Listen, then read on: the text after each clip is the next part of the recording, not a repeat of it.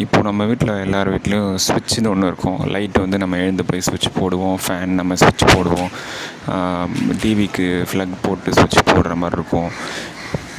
அதே மாதிரி வந்துட்டு இப்போ ஃபேன்னா நம்ம வந்து ஸ்பீடு குறைக்கிறோம், ஏற்றுறோம். எழுந்து போய்ட்டு ஒரு ரெகுலேட்டரில் நம்ம குறைப்போம், ஏற்றுவோம், அந்த ரொட்டேட்டிங் நாப் வச்சு. இப்போ நம்ம அந்த மாதிரி சில இப்போ வயசானவங்க இருக்கிற வீட்டில் அவங்களால டக்குன்னு எழுந்து போய் போட முடியாத அந்த மாதிரி சுச்சுவேஷன் இருக்கலாம்.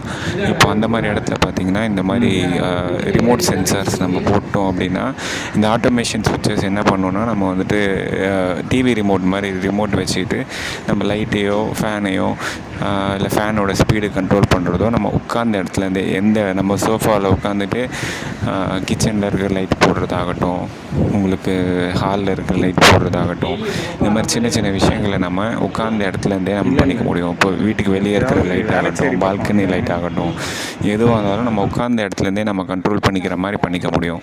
இந்த மாதிரி ப்ராடக்ட் உங்களுக்கு வேணும் அப்படின்னா உங்களுக்கு இன்ஸ்டால் பண்ணி கொடுக்கணும் உங்கள் வீட்டில் அப்படின்னா என்னோட